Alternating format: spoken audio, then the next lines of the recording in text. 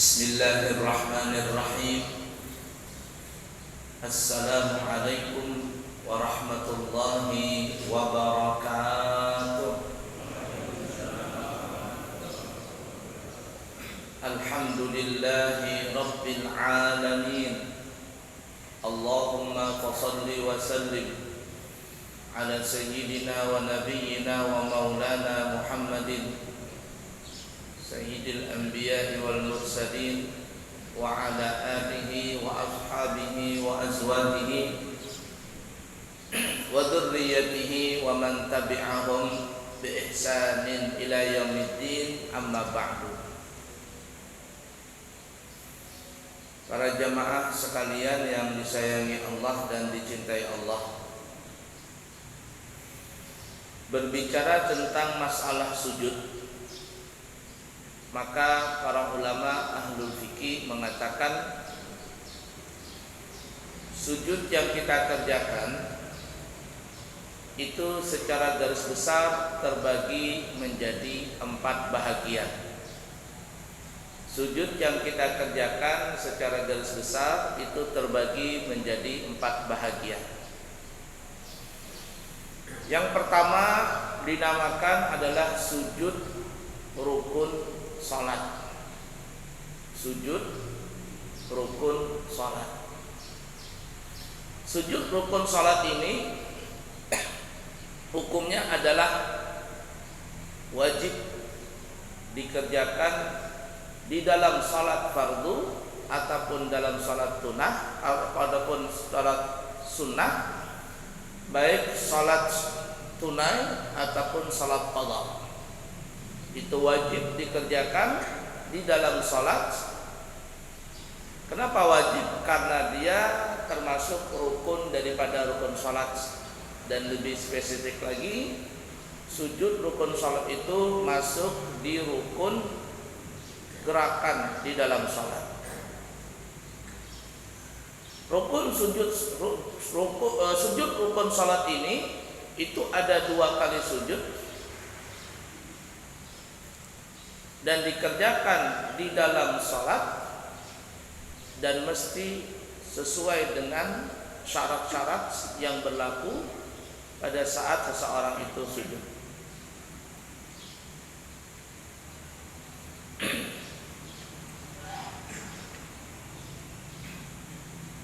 Kalau syarat-syaratnya kan itu sangat banyak sekali, tapi yang terpenting daripada yang terpenting itu adalah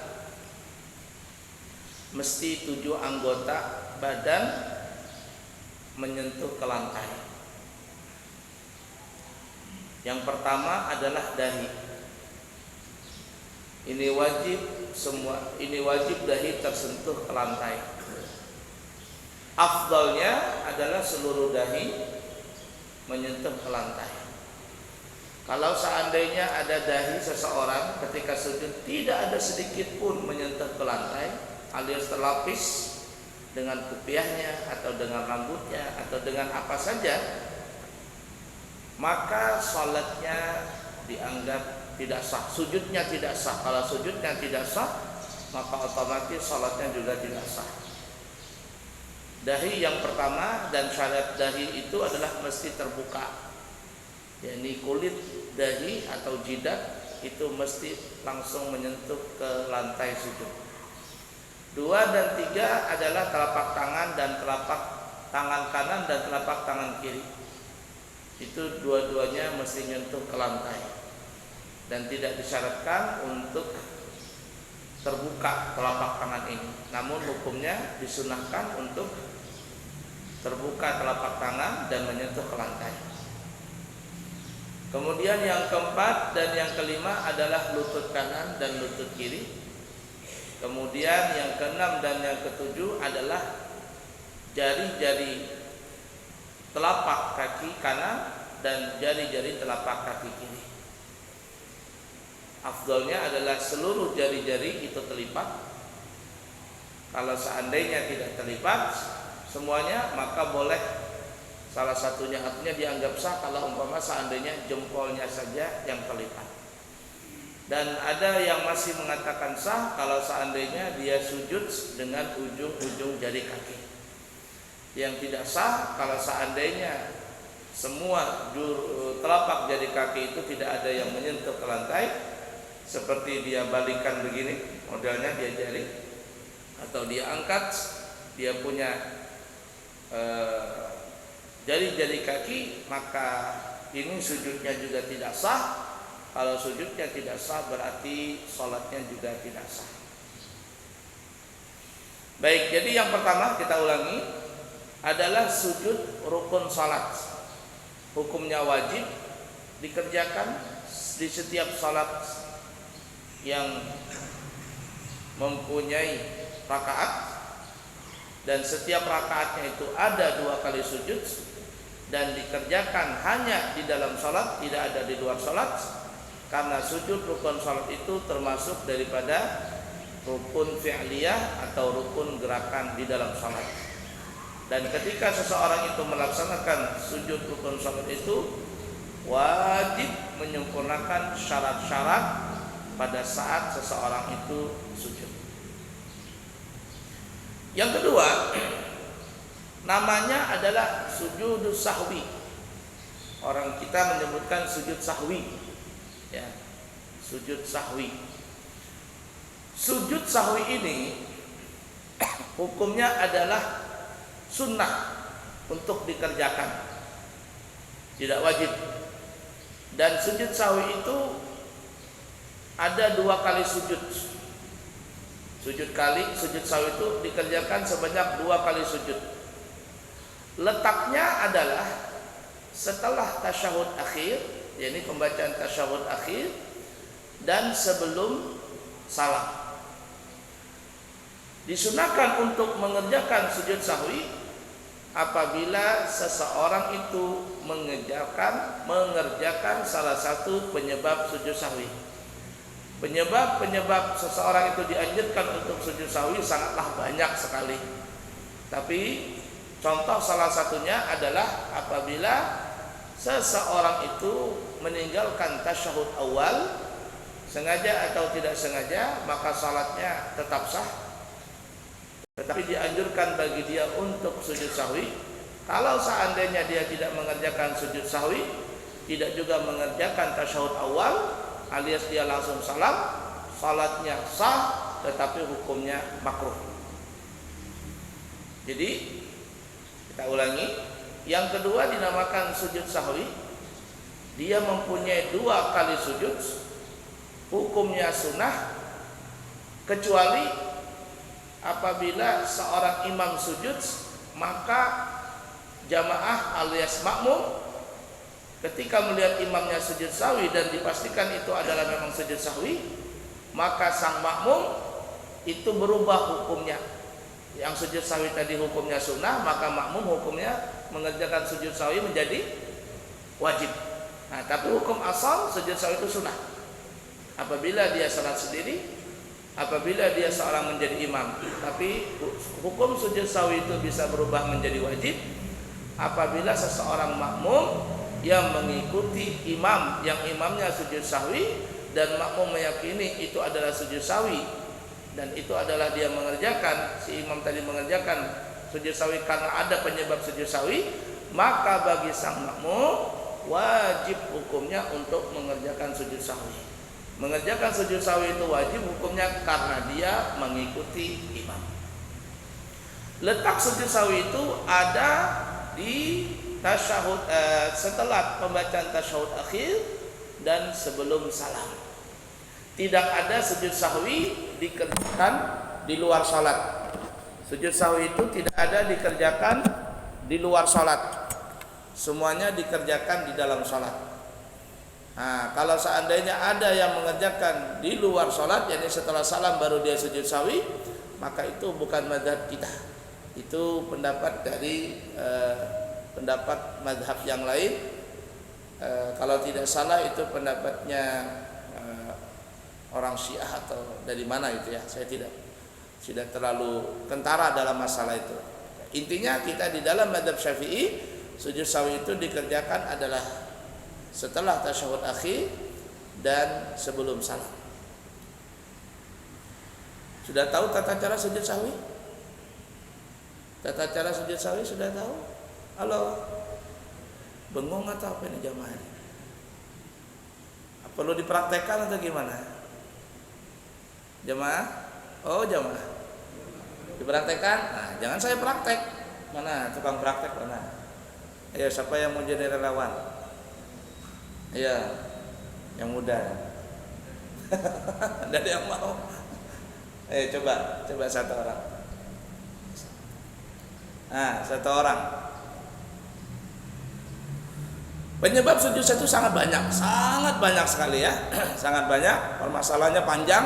Kalau kita membahas sujud sahwi itu penyebabnya mungkin 2-3 kali pertemuan atau 4 kali pertemuan baru selesai itu.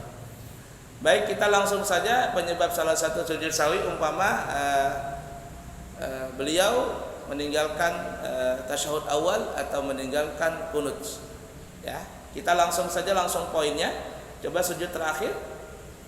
Sujud terakhir subhanallah wa bihamdi 3 kali langsung tasyahud akhir. Duduk tasyahud akhir, mohon maaf. Duduknya duduk iftirash. Duduk iftirash itu adalah duduk tasyahud awal. Duduk tasyahud awal. Nah, duduk tasyahud awal. Baiklah ya. Duduk, nanti mungkin lain waktu kita akan membahas duduk itu dalam sholat ada yang disunahkan ada 2, ada duduk iftirash, ada duduk tawarruk.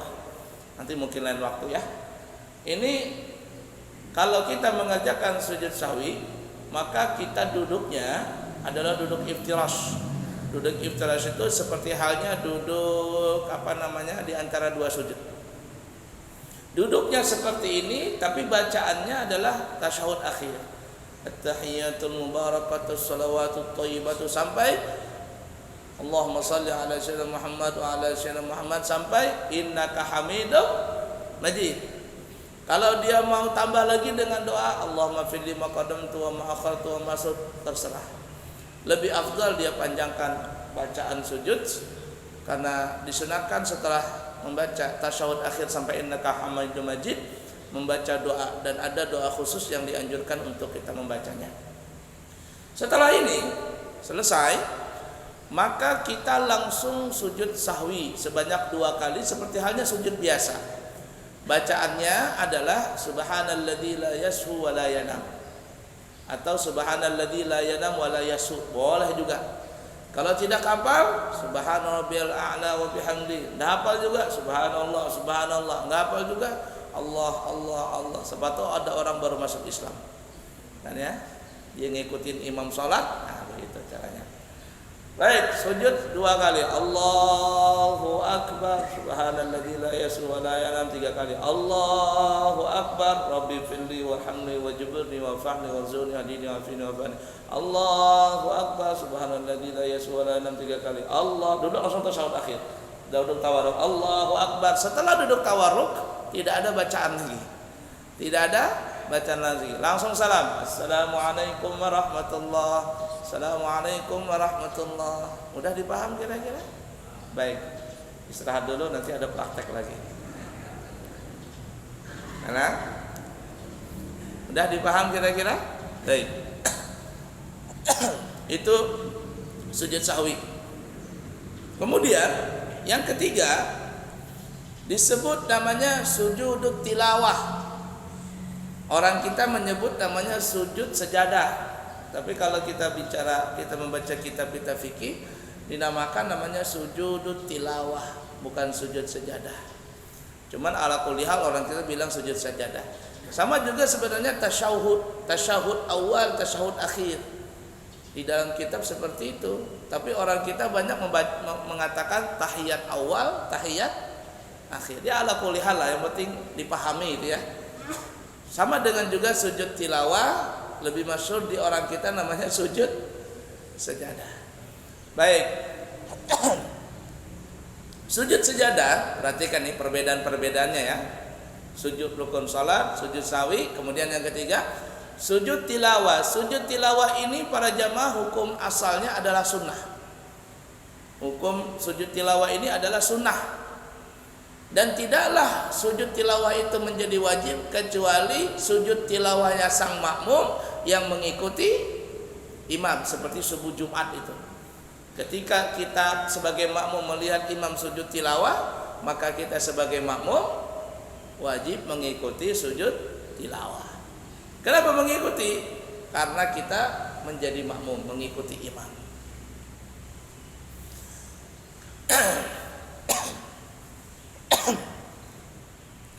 Sujud tilawah ini ada cuman satu kali sujud, tidak ada dua kali sujud. Sujud tilawah hanya satu kali sujud, dan sujud tilawah ini bisa dikerjakan di dalam salat dan bisa dikerjakan di luar salat. Jadi ada dua caranya, boleh dikerjakan dalam salat, boleh dikerjakan di luar salat. Di luar salat nanti kita bahas. Nah, adapun sujud tilawah ini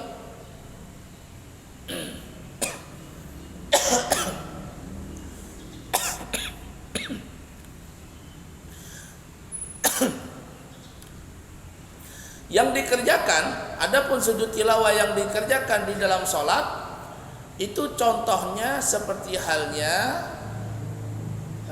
sujud tilawah yang dikerjakan pada salat subuh Jumat, ya.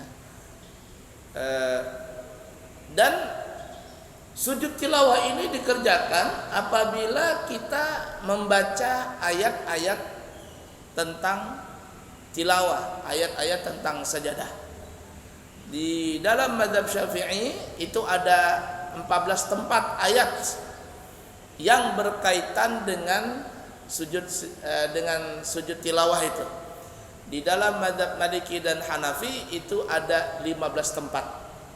Nah, yang ke-15 itu perbedaannya dalam surah Shad itu. Di dalam surah Shad di situ ayat berapa? Ayat 25 atau ayat berapa saya lupa. Dalam surah Shad itu di situ ada perbedaan di antara madhab. Kalau Imam Syafi'i di surah Shad itu ayat 25 kalau tidak salah ya, saya lupa itu ya, coba nanti dikoreksi. Di situ madhab Syafi'i mengatakan itu bukan sujud tilawah, bukan ayat yang dianjurkan untuk sujud tilawah. Tapi kalau Hanafi dan Maliki itu mengatakan itu ayat daripada sujud tilawah. Karena kita madhab Imam Syafi'i, sebaiknya kalau kita membaca ayat tersebut di dalam sholat, maka sebaiknya kita tidak usah sujud tilawah, ya. Begitu juga kita di luar sholat, maka sebaiknya kita tidak sujud tilawah, tetapi mungkin bisa kita ganti dengan al-baqiyatus shalihat, membaca subhanallah, alhamdulillah, wa la ilaha illallah, Allahu akbar sebanyak 4 kali. Nanti kita akan bahas yang di luar sholat, ya. Kita akan bahas dulu di dalam sholat.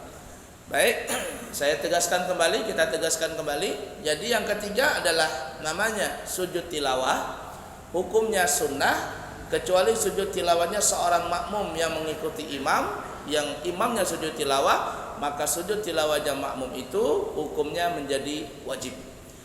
Sujud tilawah hanya dikerjakan satu kali sujud, dan bisa dikerjakan di dalam salat dan bisa dikerjakan di luar salat.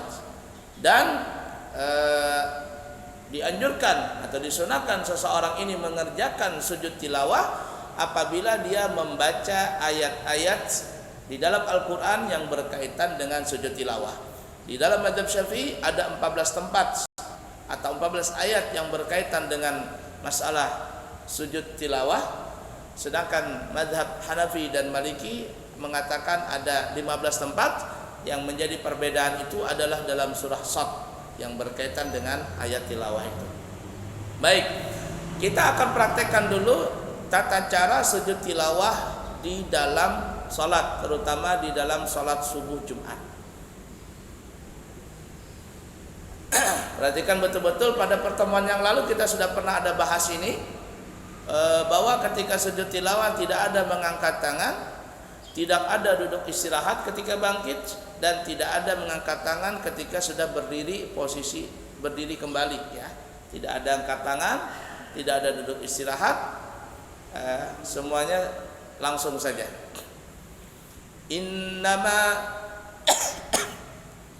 Innama yu'minu bi ayatina alladhina idza dzukiru biha idza dzukiru biha kharru sujadan wa sabbahu bihamdi rabbihim wa hum la yastakbirun. Ini subuh Jumat ya contohnya dia. Tidak ada angkat tangan, belum diperintahkan dulu. Ya. Jadi langsung sujud, tidak ada angkat tangan. Allahu akbar. Bacaannya sajada wajhil ladzi khalaqahu wa sawwarahu wa syaqqa samahu wa basarahu fa tabarakallahu ahsanul khaliqin. Kalau enggak apa subhanallahi wa bihamdi subhanallahi wa bihamdi, enggak hafal subhanallah enggak hafal Allah. Enggak tahu juga karena baru masuk Islam, diam aja sekalian. Ya. Kemudian bangkit langsung tidak ada duduk istirahat dan tidak ada angkat tangan. Allahu akbar, seperti itu. Udah dipaham kira-kira? Baik. Duduk sini aja. Masih ada praktek lagi. Yang ketiga ya, sujud tilawah di dalam salat. Kemudian tata cara sujud tilawah di luar salat. Sama halnya penyebabnya tadi adalah kalau kita membaca ayat tilawah. Maka dianjurkan bagi kita ketika membaca ayat tilawah itu kita sujud tilawah. Syarat daripada seseorang yang ingin sujud tilawah di luar salat itu sama dengan syarat daripada sahnya salat, kecuali hanya satu yang lain. Jadi cuman ada 4 syarat kalau ingin sujud tilawah. Kalau syarat sahnya salat itu ada 5. Yang pertama masuk waktu, yang kedua menghadap kiblat, yang ketiga adalah bersih badan pakaian tempat dari najis, yang keempat adalah bersih dari hadas kecil dan hadas besar, dan yang kelima adalah menutup aurat. Tapi karena ini sujud tilawah tidak berkaitan dengan waktu salat fardu, maka syaratnya cuma ada 4. Yang pertama adalah menghadap kiblat, yang kedua adalah bersih badan pakaian tempat dari segala najis, yang ketiga adalah bersih dari hadas kecil dan hadas besar, dan yang keempat adalah menutup aurat. Artinya kalau seseorang ingin sujud tilawah di luar salat, maka dia wajib berwudu, wajib sudah selesai mandi hadas besar, mandi junub, wajib menutup aurat, wajib menghadap kiblat, wajib bersih badan pakaian tempat dari segala najis, seperti halnya dia kepingin melaksanakan salat. Contoh, ada khataman Quran. Imam kita kan sering adakan khataman Quran, kan ya?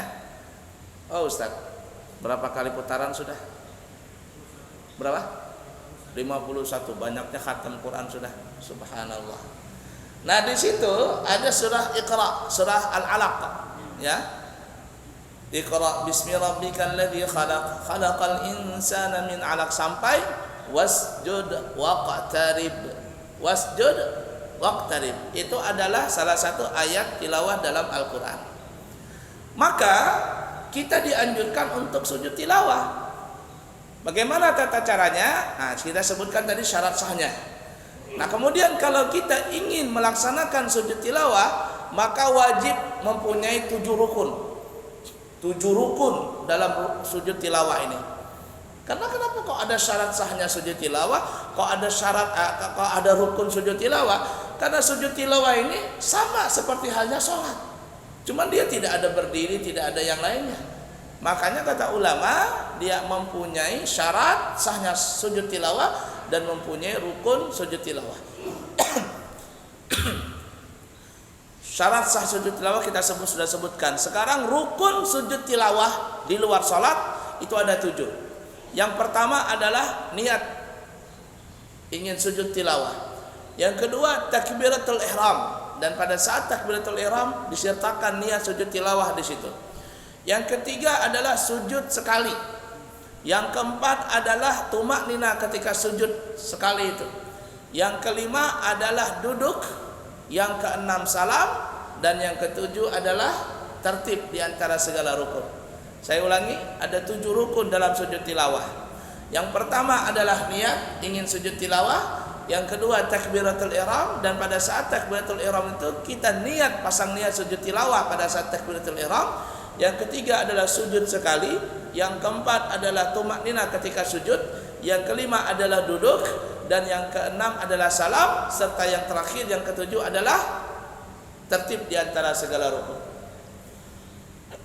Contoh, boleh kita ngambil posisi dalam kondisi berdiri, boleh. Boleh kita ngambil posisi ancang-ancang untuk sujud tilawah itu, boleh posisi duduk. Jadi boleh posisi berdiri, boleh posisi duduk. Yang mana yang kita senangi saja. Baik, kita ngambil posisi duduk. Umpama khataman Quran, wasjud waqtarib, hadap kiblat, tutup aurat, semuanya kita sebutkan tadi. Kemudian posisinya seperti ini umpama, langsung takbiratul ihram seperti biasa ngangkat tangan. Pada saat takbiratul ihram kita niat di dalam hati, aku niat sujud tilawah, gitu saja. Niatnya gitu aja, nggak usah repot-repot. Aku niat sujud tilawah karena Allah, selesai. Nah, ini contoh saja ya. Ini bukan menghadap kiblat, menghadap ke timur kita. Ya, umpama Allahu Akbar. Nah, boleh begini, boleh juga terserah tangannya. Satu kali, ini namanya takbiratul ihram. Hukumnya wajib dan tidak boleh digabungin dengan takbir intikal. Nanti kita akan sebutkan kesalahannya. Jadi sekali lagi contoh, Allahu Akbar. Nah ya, sekali. Kemudian sujud, Allahu Akbar. Nah, bacaannya apa? Bacaannya subhanallah ala wa bihamdi, boleh. Sajadah wajhil ladzi khalaqahu wa sawwarahu, boleh, terserah bacaannya apa saja. Nah, kemudian langsung tasyahud akhir, duduk tasyahud akhir, duduk tawarruk. Allahu Akbar. Assalamualaikum warahmatullahi. Assalamualaikum warahmatullahi. Mudah kira-kira? Kita ulangin. Ya, langsung saja tanpa diinstruksikan. Ya, jadi ikuti langsung saja. Allahu Akbar. Allahu Akbar. Allahu Akbar. Assalamualaikum warahmatullahi. Assalamualaikum warahmatullahi. Ketika duduk tidak ada at-tahiyat, ya, tidak ada pakai tahiyat, at-tahiyatul mubarakat, tidak ada. Ini cara yang benar. Jadi ada 3 kali takbir. Yang pertama takbiratul ihram, hukumnya wajib. Yang kedua takbir intiqal, takbir perpindahan dari rukun ke rukun. Yang ketiga takbir intiqal juga dari rukun ke rukun. Yang kedua tadi takbir intiqal dari posisi berdiri atau dari posisi duduk ke sujud. Kemudian yang ketiga takbir intiqal juga dari sujud menuju ke duduk, dari sujud menuju ke duduk. Mudah dipaham dulu, ini yang benar. Kesalahan. Bagaimana kesalahan? Yaitu yang menggabungkan antara takbiratul ihram dengan takbir intiqal. Ini salah dan batal sujud tilawahnya. Bagaimana? Contoh. Sering terjadi karena tidak paham orang itu ya. Jadi langsung takbiratul ihram langsung pakai sujud. Allahu Akbar, batal. Batal. Kenapa batal? Karena dia menggabungkan takbir intiqal dengan takbiratul ihram dengan takbir intiqal. Jadi takbiratul ihram posisinya itu harus menghadap kiblat, dada ini, dan tidak boleh digabungkan dengan takbir intiqal. Mudah dipaham kira-kira? Sekali lagi, yang salah ini ya, jangan ini saya contohkan, jangan diikutin. Saya beritahukan ini, kita beritahukan ini supaya jangan dikerjakan. Yang salah, sekali lagi, Allahu Akbar, ini salah. Mudah dipaham? Baik. Berdiri dulu. Ini sama dengan kaitannya kepada orang yang masbuk. Banyak, saking banyaknya banyak orang yang tidak belajar karena cuma belajar ikut-ikutan, cuma lihat-lihatan. Akhirnya ketika dia masbuk, salah dia mengerjakannya. Apa itu? Dia masbuk menggabungkan antara takbiratul ihram dengan takbir intiqal. Itu banyak sekali. Contoh umpama posisi imam lagi ruku. Ini belum. Ini makmum masbuk. Umpama imam lagi ruku atau imam lagi sujud dan segaranya. Yang benar caranya begini. Takbiratul ihram dulu secara sempurna, niat di situ, aku niat salat fardu maghrib umpama. Setelah dia sempurna, Allahu Akbar, barja sempurna, kemudian dia melaksanakan apa yang dia kejar kepada imam. Contoh umpama imam lagi ruku. Takbiratul ihram, Allahu Akbar. Nah, sudah sempurna takbiratul ihramnya, baru dia ruku. Allahu Akbar. Ini yang benar. Ya, ini yang benar. Yang salah kebanyakan, saking banyaknya, banyak sekali. Dia gabungkan antara takbiratul ihram dengan takbir intikal. Contoh, Allahu Akbar, batal salatnya. Batal. Udah dipaham kira-kira? Nah, itu pentingnya belajar itu. Ibadah kalau nggak pakai ilmu kacau semua. Silakan duduk. Duduk dulu. Masih ada yang terakhir. Udah dipaham ya? Baik, itu yang ketiga disebut namanya sujud tilawah. Kemudian yang terakhir, yang keempat disebut namanya sujudus syukri. Orang kita menyebut namanya sujud syukur.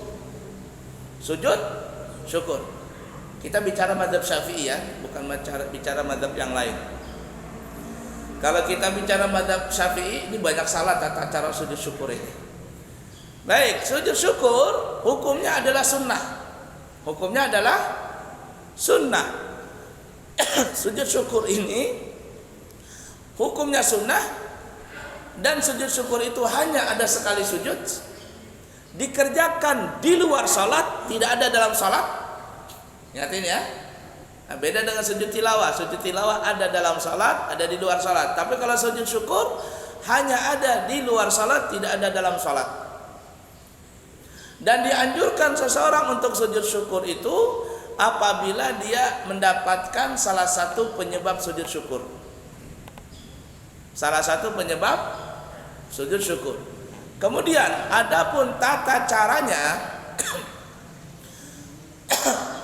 tata cara sujud syukur, syarat dan rukunnya, syarat sah sujud syukur dan rukun sujud syukur itu sama dengan syarat sahnya sujud tilawah di luar salat, dan sama dengan rukun sujud tilawah di luar salat. Itu sama. Yang bedakan itu cuman penyebab dan niatnya saja. Penyebab dan niatnya saja. Baik, kita bahas dulu penyebabnya. Penyebab sujud syukur itu ada 4. Yang pertama, mendapatkan nikmat dadakan. Mendapatkan nikmat dadakan. Bagaimana nikmat dadakan? Tring. Halo? Ini Bapak Agus Supriyono? Oh iya Pak, iya Mbak, saya Bapak Agus Supriyono. Bapak ada nabung di Bank Mandiri dengan nomor rekening sekian. Oh ada Mbak. Baik, selamat Bapak mendapatkan mobil Alphard terbaru.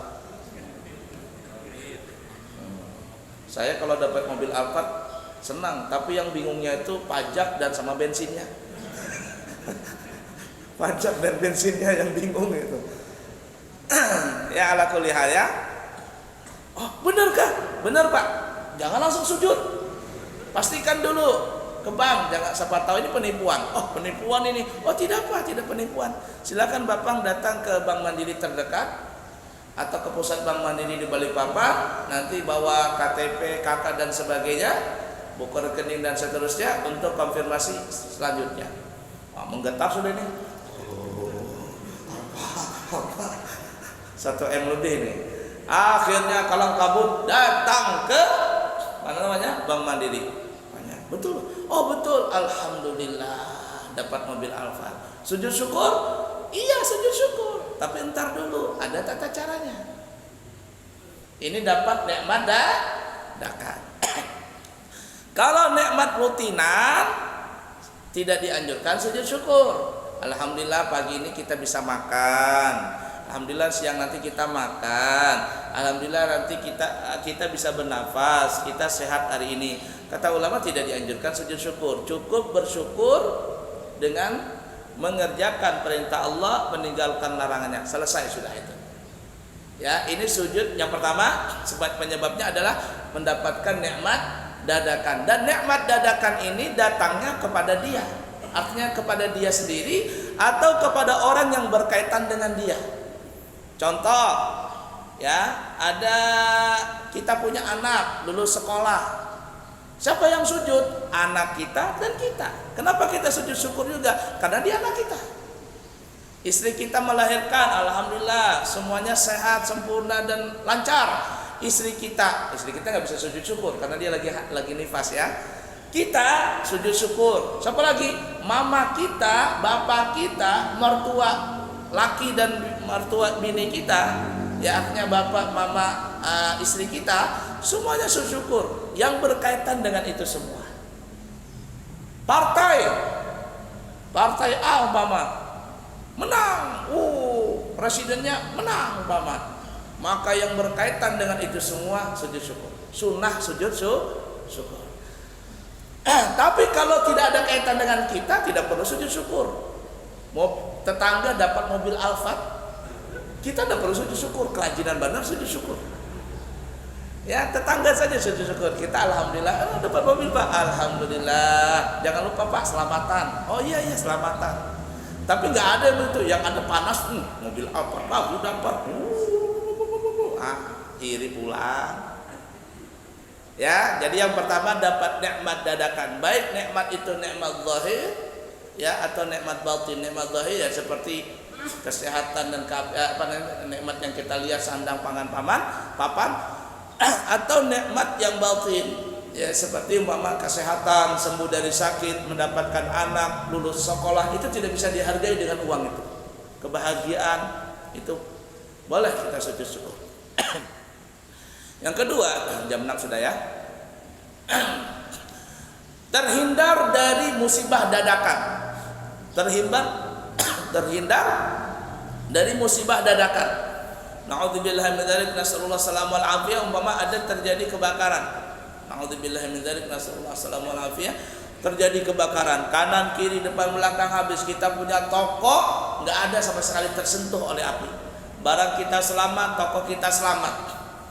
Langsung aja tuh orang macam-macam, ada kajiannya ini, kan gitu ya. Ternyata kajiannya cuman sedekah. Itu kan ada yang di TV baru-baru kemarin, sebulan atau 2 bulan yang lalu.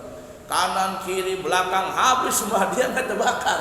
Kenapa? Karena si tukang warung ini setiap hari Jumat mengadakan Jumat berkah, gratis bagi-bagi makanan. Subhanallah, ya. Karamat yang luar biasa nampak di dunia. Terhindar dari musibah dadakan. Kalau kita terhindar dari musibah dadakan, maka kita sujud syukur. Yang ketiga, melihat orang mengerjakan maksiat dengan terang-terangan. Ada orang lagi mabok, kita sunnah untuk sujud syukur. Bahkan kata ulama, sujud syukurnya itu kalau bisa dekat orang yang lagi mabok, kalau berani. Kenapa dianjurkan sujud syukur? Karena kita bersyukur kepada Allah. Allah masih memberikan kita dan ketetapan iman dalam diri kita. Jadi kita sujud syukur. Allahu Akbar. Dekat orang mabuk. Kalau berani. Ngapain Mas? Sujud syukur. Kenapa? Alhamdulillah saya masih punya iman. Sampean tercabut iman sampean karena mabuk. Tepak botol ke kepala kita. Kalau berani silakan, kalau nggak berani jangan. Ya, itu sujud syukur ketika melihat orang berbuat maksiat terang-terangan. Kalau dia tidak terang-terangan, ya di hotel berselingkuh, kita tidak tahu apa yang dia kerjakan, tidak usah. Ya, kemudian yang keempat, melihat kekurangan fisik dari seseorang.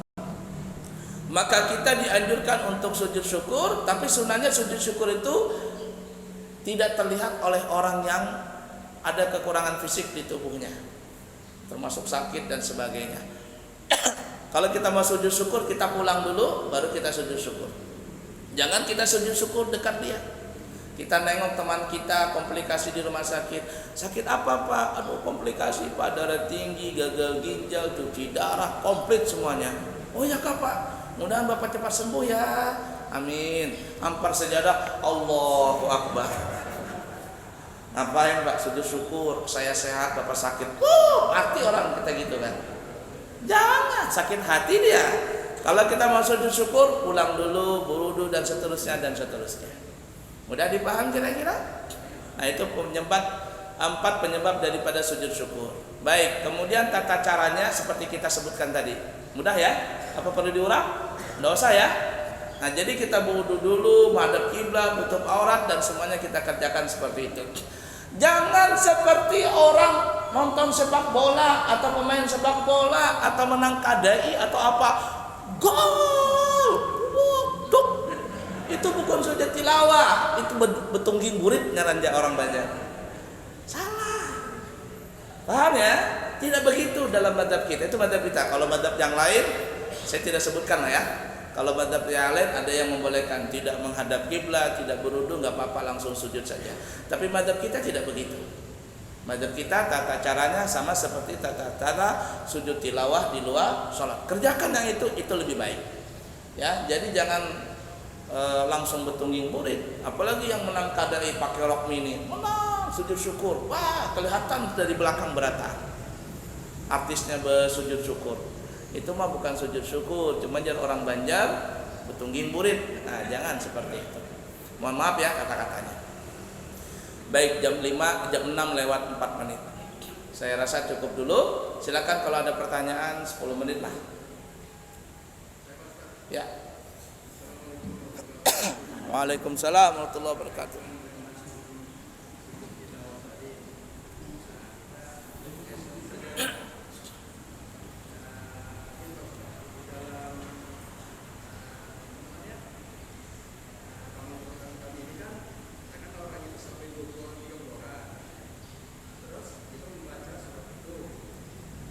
Ya. Iya. Mohon maaf saya tadi lupa. Ya, lupa. Jadi gini Pak ya, mohon maaf saya lupa tadi nerangkan. Kalau kita sujud tilawah di luar sholat, kalau kita membaca ayat tilawah di luar sholat, maka kita boleh sujud tilawah dengan syarat dan ketentuan yang berlaku tadi. Apakah semuanya sujud tilawah? Iya. Yang membaca sujud tilawah, yang membaca ayat tadi sujud tilawah, yang mendengarkan juga sujud tilawah, yang hadir juga sujud tilawah. Kata ulama, yang mendengarkan itu baik mendengarkannya dengan secara seksama, pakai telinga, pakai pikiran, pakai hati, atau cuman dendengaran saja. Dendengaran saja. Maka semuanya dianjurkan untuk sujud tilawah. Dan kalau seandainya kita tidak mau sujud tilawah, kita hataman Quran nih, ada 20 orang. Ya, baca ayat tilawah, lalu imam saja. Pak Imam sujud tilawah, yang lain malas lah. Ya, atau apalah penyebabnya, malas atau enggak mau lah, atau apalah, atau enggak wudu waktu itu.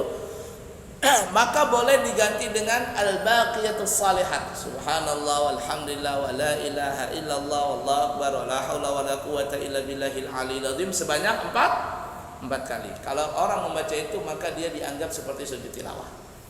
Nah, jadi jawabannya adalah semua sujud tilawah. Tapi kalau ada yang tidak mau sujud tilawah, maka diganti dengan membaca al-baqiyatus shalihat tadi sebanyak 4 kali. Kalau dia tidak kerjakan salah satunya, makruh hukumnya. Hukumnya makruh. Baik, ada lagi? Mana? Iya Pak. Waalaikumsalam.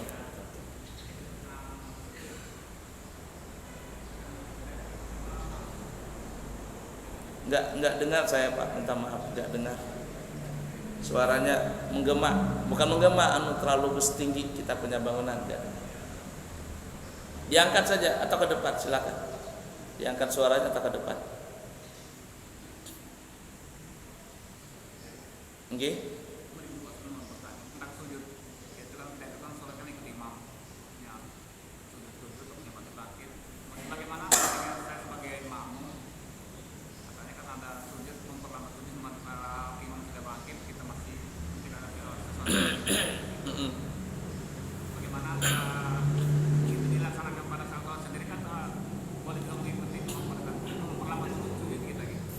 Baik. Aqrabu ma yakunul 'abdu 'inda Rabbih 'azza wa jalla wa huwa sajidun fa'aktsiru du'a. Paling dekatnya seorang hamba kepada Allah Ta'ala itu kata Nabi adalah pada saat dia sujud. Maka perbanyaklah doa ketika sujud itu. Kenapa Nabi mengatakan seorang hamba itu paling dekat kepada Tuhannya pada saat sujud? Karena kepala kita yang kita anggap mulia ini, yang tidak boleh orang megang sembarangan kecuali cuma tukang cukur yang boleh bolak-balik kepala kita, ini kita anggap mulia. Bahkan kita tidur kita kasih bantal. Kalau tidak berbantal, jangan orang Banjar pemali guring karena berbantal. Kita muliakan kepala kita ini.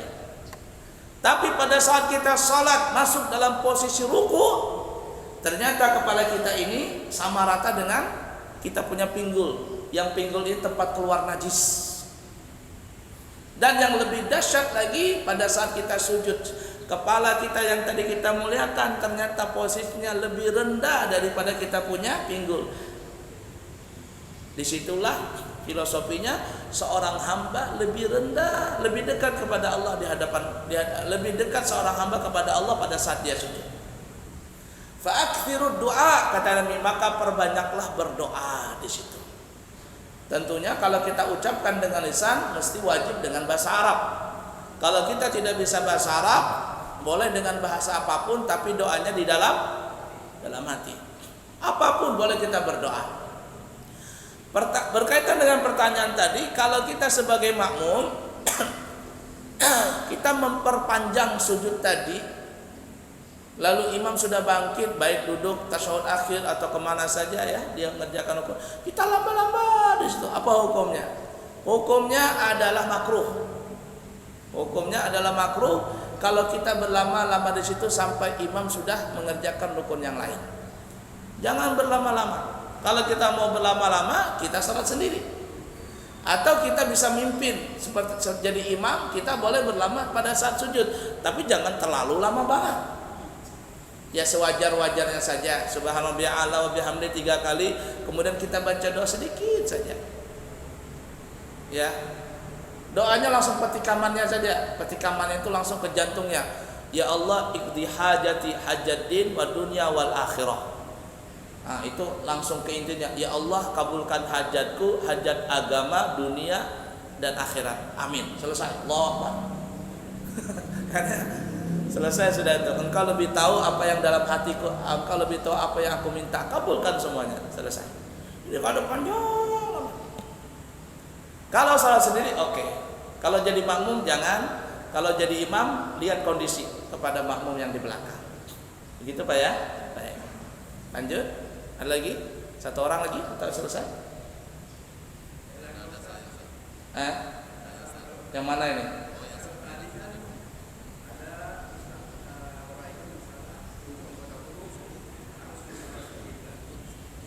Menyentuh ke lantai.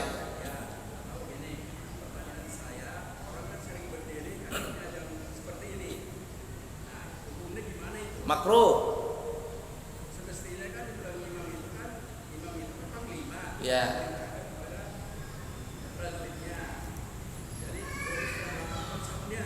Ya. Kalau ada orang sholat seperti itu, mau dia jadi makmum, mau jadi imam, dia sendiri, hukumnya makruh. Coba kita praktekkan. Berdiri. Perhatikan ya bapak-bapak ya. Laki perempuan sama tata caranya.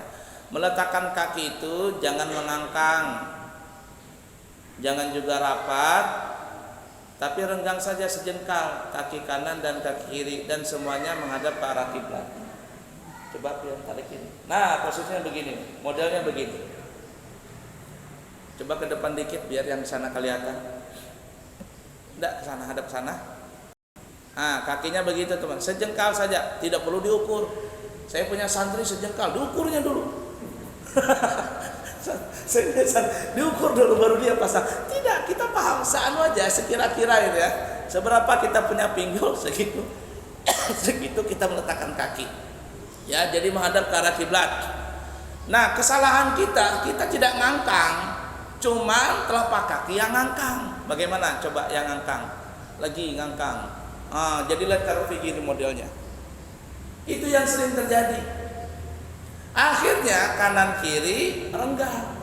Bayangkan kalau semuanya orang salatnya seperti ini, satu sop pertama umpama begini semuanya, renggang. Kenapa? Karena tadi cara kakinya begini, tidak begini, tapi seperti ini. Mau laki mau perempuan sama. Rapat makruh, ngangkang makruh.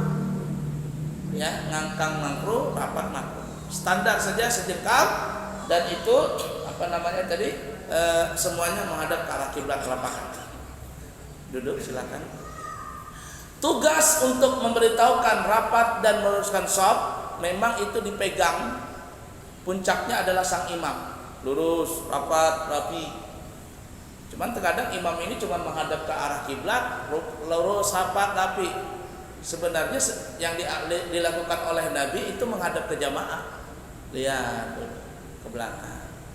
Tapi rata-rata kita enggak. Sufufakum, lurus, rapat, Allahu Akbar. Ya ala kulli hal, masih ada lumayan. Ya. Dan tugasnya sebenarnya itu bukan hanya imam, semua bertugas untuk merapikan itu. Kalau ada yang kurang rapat, tegur, Pak, kita rapat Pak, sini Pak, rapat Pak, lurus Pak. Jadi bukan hanya tugas sang imam, cuman sang imam itu memang pemegang hak pertama. Tapi yang lain, pemegang hak kedua, ketiga, dan seterusnya, ada kewajiban untuk merapikan semuanya, meluruskan shaf, dan juga menegur yang tidak rapi dan tidak lurus tadi.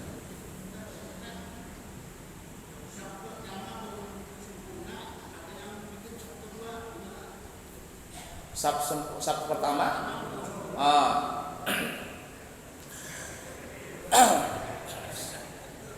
saya tidak tahu Al-Munawwarah shaf pertama sampai mana batasnya. Kalau buka pintu sampai keluar sana, sampai situ lah. Gini. Jadi gini, shaf itu harus sepenuh dulu pertama itu ya, baru shaf kedua, ketiga. Kalau dia bikin shaf kedua belum sempurna shaf pertama, maka hukumnya makruh. Kecuali shaf pertama sudah penuh, baru ada satu orang datang, nggak ada orang lagi, kanan kiri nggak ada. Ambillah satu orang untuk mundur berteman dengan orang yang shaf yang kedua ini, temani dia, biarkan di sana kosong, tidak apa-apa. Kalau seandainya semuanya sana sendirian, makruh lagi dia. Nah, dianjurkan untuk mengambil salah satu, taruh dengan dua orang ini. Ya, jadi berdua di shaf kedua. Sedikit perhatian ya, ini perlu kita perhatikan. Kalau ada orang melakukan kesalahan, yani contohnya tidak rapi dalam shaf, entah dia bengkok atau dia apalah. Lalu siapa yang mendapatkan sanksi itu, mendapatkan kerugian itu? Di sini ada 3 pendapat. Ada yang mengatakan pertama adalah yang paling tegas, satu jamaah kena ruginya. Jadi satu yang berbuat tidak lurus, tidak rapi, satu masjid, satu jamaah, semuanya kena kurang nilai pahala. Kenapa? Karena tadi kita katakan tanggung jawab untuk meluruskan dan merapikan shaf itu semuanya bertanggung jawab, bukan hanya imam. Dan menegur kalau ada tidak rapi bukan hanya imam cuma mengepalai, yang lain juga ada kewajiban. Jadi pendapat yang keras, yang tegas, semuanya kena sanksi kekurangan pahala. Yang kedua, ada yang mengatakan agak ringan, yaitu dari kesalahan orang itu sampai ke belakang shaf itu kurang pahalanya. Umpama shaf kedua ada yang tidak rapat, shaf pertama rapat, shaf pertama dapat sempurna pahalanya. Shaf kedua ada bikin kacau, tidak rapat, tidak lurus, maka shaf kedua kena sanksi, kedua, ketiga, keempat sampai akhir kena sanksi semua. Itu yang agak ringanan. Yang ketiga, yang kena sanksi adalah orang itu sendiri. Dan orang yang tidak mau nasihatin dia. Yang tidak mau nasihatin, biar aja lah, aku sendiri aja yang rapat, dia nggak mau rapat, biarin. Ketika dia membiarkan itu, maka dia kena sanksi, dan orang yang tidak mau rapat kena sanksi diri sendiri. Jadi ada 3 pendapat di situ. Baiklah ya, jadi jangan salahkan kalau ada ustadz, ada kiai, ada habib mengatakan kalau tidak rapi sholatnya satu jamaah kena sanksi semuanya. Ya benar, karena ada pendapat seperti itu. Karena kan kita kerjasama, namanya tim, kerjasama harus baik. Orang main sepak bola aja harus oper-operan, kalau gocek sendirian dimarahin sama pelatih, dimarahin sama penonton. Seperti itu. Cukup? Udah selesai. Ukuran rapat, ukuran lurus. Satu orang lagi maju. Satu orang lagi. Ayo, sampean aja. Bapak kan ya? Berdua, bertiga boleh.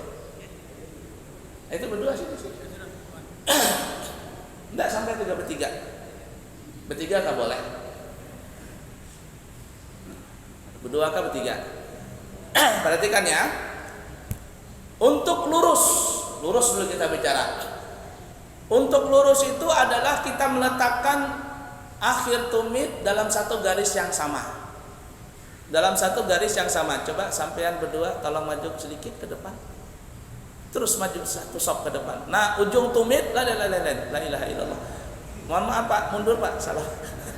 Di garis Pak, di garis. Nah, ujung tumit di garis yang sama. Mana garis? Mohon maaf Pak, maju sampean. Nah, ujung tumit semuanya dalam satu garis yang sama. Kenapa ditumit ukurannya? Karena telapak kaki kita ini berbeda-beda.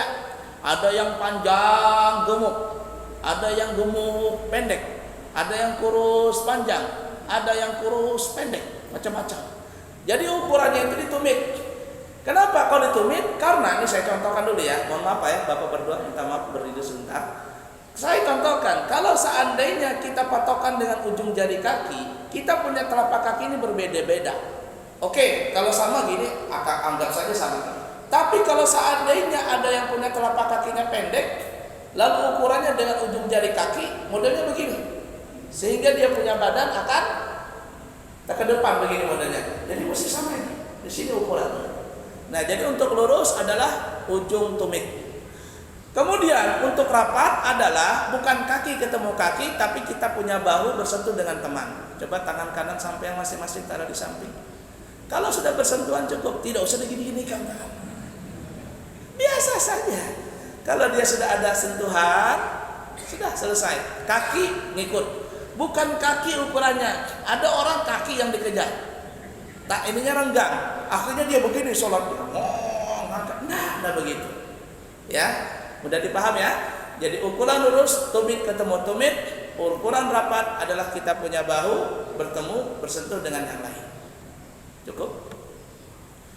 Ada guru murahan cerita, guru murahan makasih. Jar guru murahan ada jar guru ajarnya itu. Orang menantang sholat. Jadi ditanya kenapa pian menantang? Supaya setan tidak lewat di tengah, tidak lewat di samping. Kata guru murahan, bujur aja setan kada lewat di samping, tapi dia lewat tengah. Nyaman lagi mengandul-gandul jadi. Guru murahan ada aja kisah. Ada tuh dia. Cukup ya? Masuk Islam sudah. Cukup ya? Semoga ada manfaatnya. Minta maaf, minta ampun kalau ada salah dan khilaf. Insyaallah kita akan bertemu di kesempatan yang lain. Subhanakallahumma wa bihamdika asyhadu an la ilaha illa anta astaghfiruka wa atubu ilaik. Wa akhiru kalam. Assalamualaikum warahmatullahi wabarakatuh. Allahumma inna nas'aluka hadhihi al-ma'lumat wa ta'allamna min 'ulumiddin farjiha ilaina kullama nahtaj ilaiha wa ja'alna min al-'amilin bima 'allamtana. Sallallahu ala sayyidina wa maulana Muhammadin wa ala alihi wa sahbihi wasallam walhamdulillahi rabbil alamin. Taqabbalallahu minkum.